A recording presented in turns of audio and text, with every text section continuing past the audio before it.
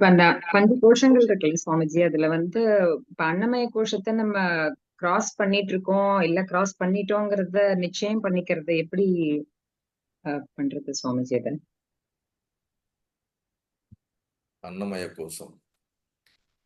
Okay, இது மற்ற எல்லாருக்கும் இந்த பதில் புரியுதான்னு தெரியல. இருந்தாலும் அன்னமய, பிராணமய, மனோமய, விஞ்ஞானமய, ஆனந்தமயன் 5 கோஷங்கள் இருக்கிறது. அதை தாண்டி ஆன்மா இருக்கிறது. ஸ்தூல, சூட்சம, காரண சரீரங்கள் 3 சரீரங்கள் இருக்கிறது. இந்த 3 சரீரங்களுக்கும் வேறானதாக சாட்சியாகவும் இருப்பதுதான் ஆன்மா. ஸ்தூல சரீரம் இது. இதுக்குள்ள இருக்கக்கூடிய மனம் இருக்குல்ல, அதெல்லாம் சூட்சம சரீரம்னு சொல்லுவோம். அதுக்கு காரணமா இருக்கிறது காரண சரீரம்னு சொல்லுவோம். அப்படி இருக்கக்கூடியது அந்த 3 சரீரத்தை இன்னும் நம்ம புரிதலுக்கு பிரித்தோம் என்றால் 5 கோஷங்களாக பிரிப்போம். அததான் அன்னமய, பிராணமய, மனோமய, விஞ்ஞானமய, ஆனந்தமய கோஷம்.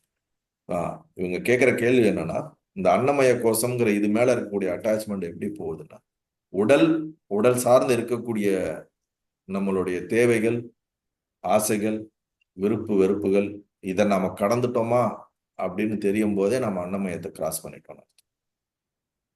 உடல், பிராணம், மனம் இந்த 3க்குமே வந்து உடல் சார்ந்து நம்ம பண்ணிக்கக்கூடிய,